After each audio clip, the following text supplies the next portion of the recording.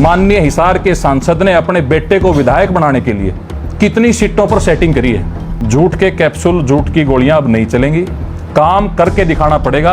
काम करने के लिए ही विधायक चुना जाता है। बहुत बड़े वादे कर दिए थे कि भाई 8 तारीख को सरकार बन जाएगी, 10 तारीख को करोड़ों करोड़ रुपए तारे खाते में डल जाएंगे। कि जो ये फैलाया हुआ सारा रायता है, ये समेटने के लिए उनके सांसद पिता को आना पड़ेगा।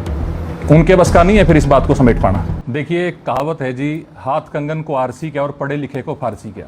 प्रत्यक्ष को प्रमाण की आवश्यकता होती नहीं, पर कभी कभी प्रमाण बताने के लिए आवश्यकता पड़ जाती है लोगों को, ताकि एक एक बात का सच बड़ी अच्छे से उस बारे में जानकारी हो।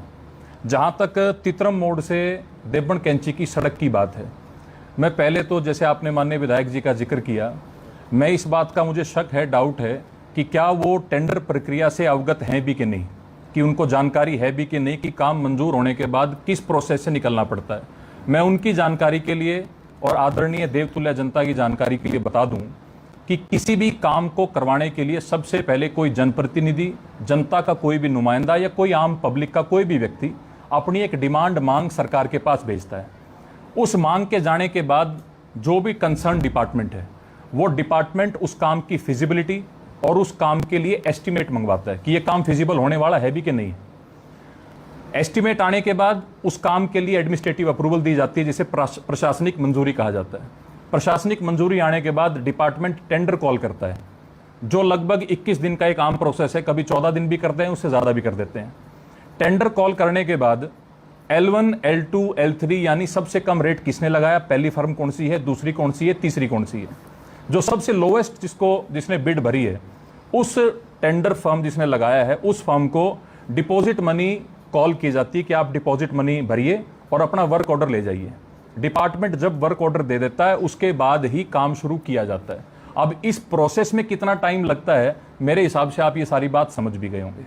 जहां तक इस सड़क का विषय है, मैं अपनी मुंह जुबानी खर्च कोई बात कहूं, उसका कोई औचित्य नहीं, कागजों के माध्यम से आपको थोड़ा स्पष्ट कर देना चाहता हूं।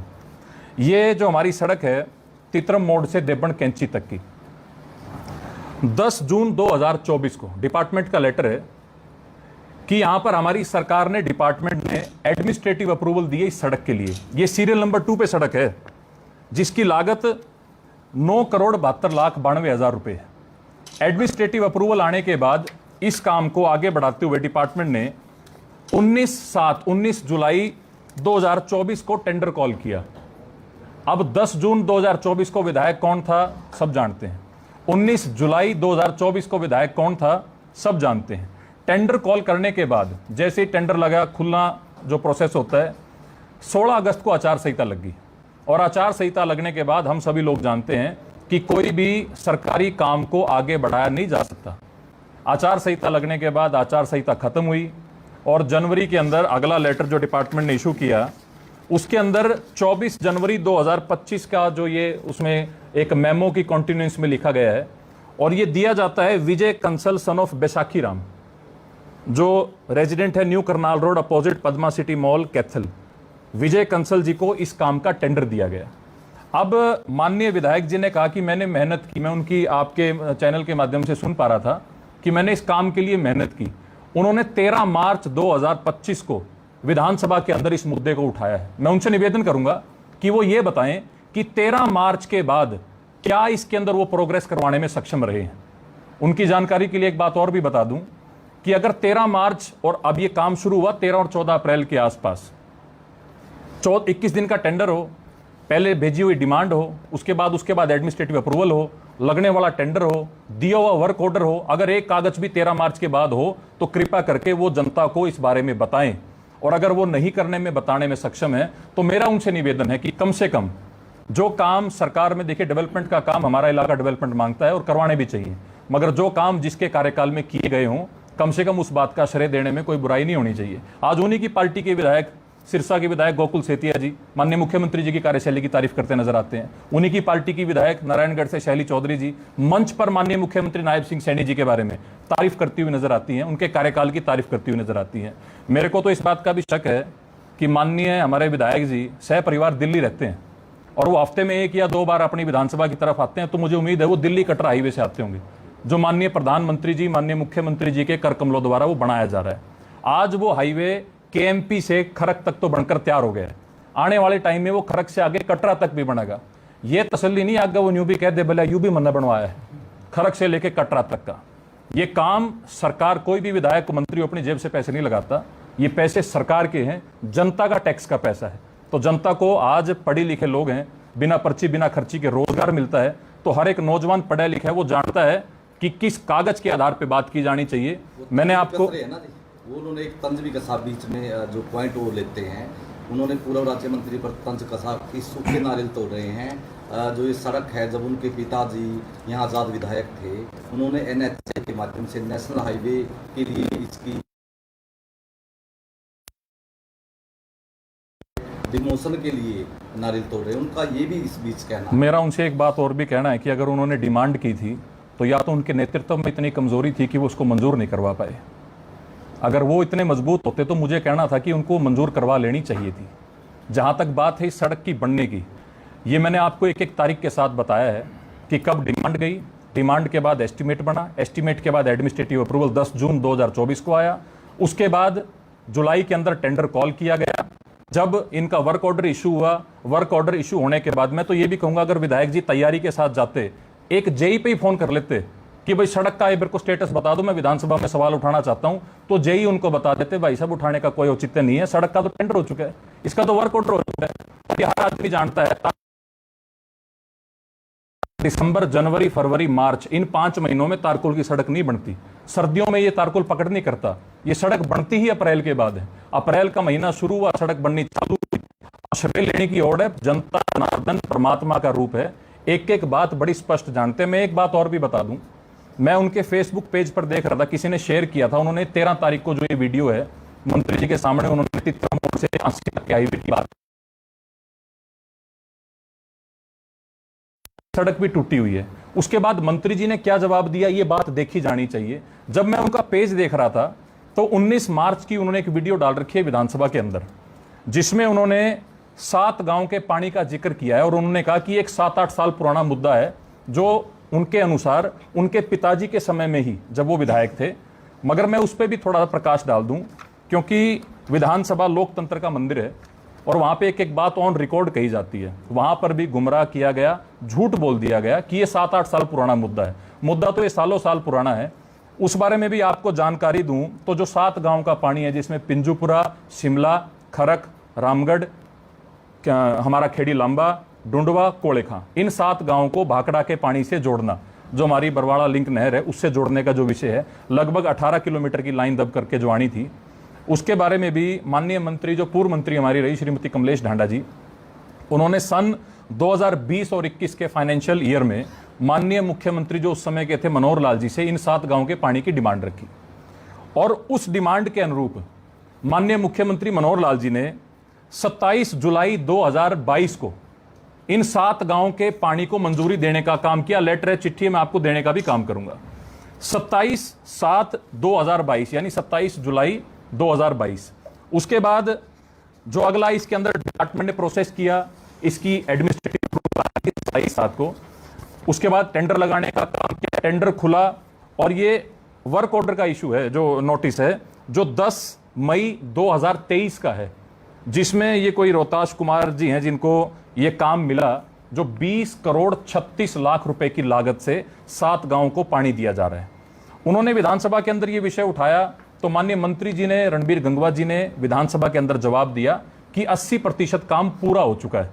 और अगर उसका प्रमाण की जहां तक बात है, गांव कोलेखां के अंदर उस समय जब 2023 में यह काम शुरू हुआ था, आज के हमारे माननीय मुख्यमंत्री श्री नायब सिंह सैनी जी जो उस समय हमारे माननीय सांसद थे, और पूर्व में मंत्री श्रीमती कमलेश ढांडा जी जो उस समय विधायक थी, दोनों ने गांव कोलेखां के अंदर वाटर वर्क्स के अंदर पत्थर लगाया था। कोई भी आदरणीय साथी, क्योंकि उस समय पूरा कोलेखां गांव और कई 7-8 गांव के लोग उस कार्यक्रम में उपस्थित थे, पत्थर लगाया और इस पानी के काम को सुचारू रूप से चालू करवाने का काम किया।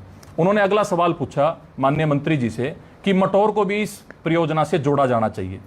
तो माननीय रणबीर गंगवा जी ने अपने विधानसभा के उस जवाब में जवाब दिया है कि सिर्फ मटौर नहीं, मटौर, बड़सिकरी कलां, बड़सिकरी खुर्द, खेड़ी शेरखां, बाड़ू, कमालपुर, चौशाला, बात्ता और कैलरम, इन गांवों को भी इस पानी की परियोजना से जोड़ने के लिए एस्टीमेट तैयार हो रहे हैं और इसकी डिमांड हमारे पास पहले आ चुकी है, जो माननीय मंत्री श्रीमती कमलेश ढांडा जी ने दी थी।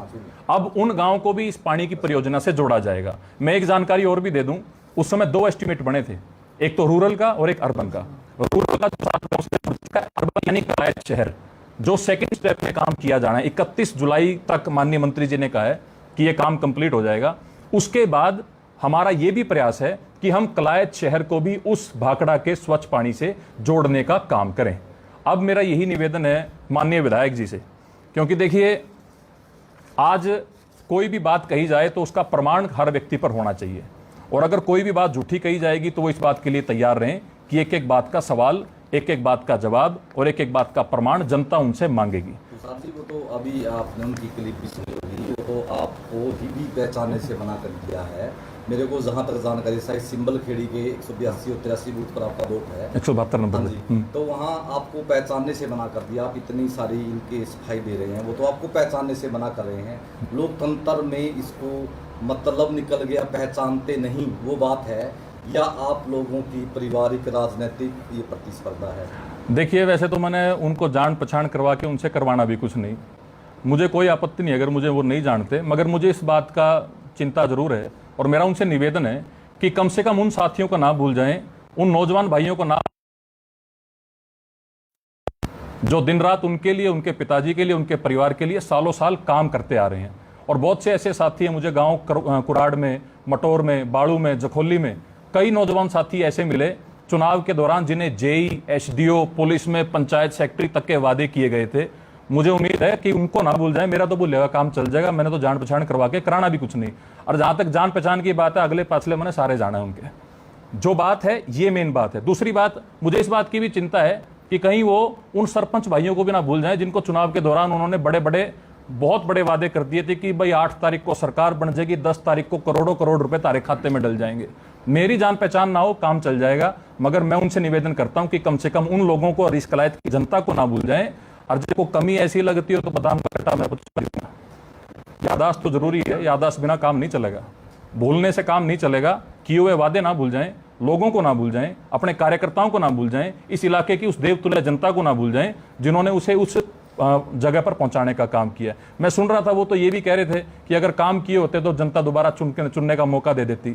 मेरी उनको एक और सलाह भी है कि हिसार के ही उनके आदरणीय नेता है पूर्व मंत्री संपत सिंह जी, उनके अगर वो बयान ध्यान से सुने, उन्हीं की पार्टी के नेता है घोड़ेला जी, एक एक बात बड़ी स्पष्ट तौर से वो कह रहे हैं कि किस तरह से माननीय हिसार के सांसद ने अपने बेटे को विधायक बनाने के लिए कितनी सीटों पर सेटिंग करी है।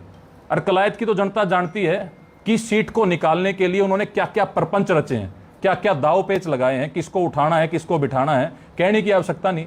मगर चुनाव की हार जीत से फर्क नहीं पड़ता, ये प्रोसेस है। मेरे परिवार ने 9 चुनाव लड़े हैं विधानसभा के, जीत गए हार गए, मैं पार्टी का एक कार्यकर्ता हूं। मधुर समझ रहे हैं नरसिंह ढांडा परिवार और जयप्रकाश जेपी के परिवार के बीच शायद 1996 का हरियाणा विकास पार्टी में एक साथ काम करने का अवसर मिला होगा। देखिए बहुत अच्छी बात है, कोई भी पूरे इलाके में हरियाणा के अंदर एक भी व्यक्ति नरसिंह ढांडा जी के बारे में कोई गलत बात कहता नजर नहीं आएगा, चाहे विपक्ष का पार्टी का नेता हो।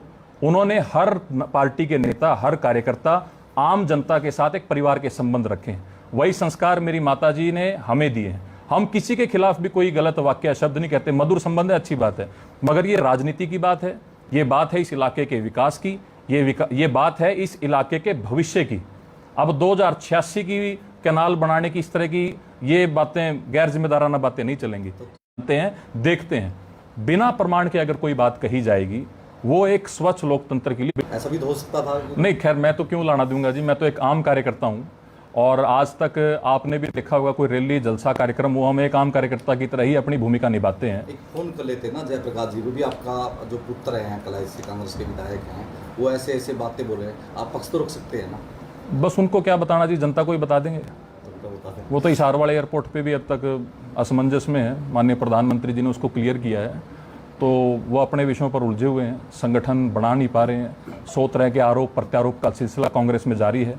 भारतीय जनता पार्टी का कार्यकर्ता संस्कारों से भरा कार्यकर्ता है, भारत को मां मानते हैं, पार्टी को मां मानते हैं और पूरे पार्टी के कार्यकर्ताओं को अपना परिवार मान के हम काम करते हैं और उसी रूपरेखा से हम काम करने वाले हैं। कलाई में पहले भी है ना जी, पिछली बार भी कलायत में पूर्व राज्य मंत्री, उस दौरान तो मौजूदा मंत्री थे, मौजूदा मंत्री और जयप्रकाश के बीच कलायत के विकास के बही खाता मिलाने को लेकर उनका काफ़ी लंबा एक प्रतिस्पर्धा चली। अब उनकी अगली पीढ़ी में ये इस प्रकार की प्रतिस्पर्धा हम देख रहे हैं। तो ये आने वाले चुनाव की आहट की तैयारियां हैं 2029 की। देखिए, चुनाव बहुत लंबा है। मेरा तो आज का ये कारण इसलिए था क्योंकि 4.5 साल अभी पड़े हैं।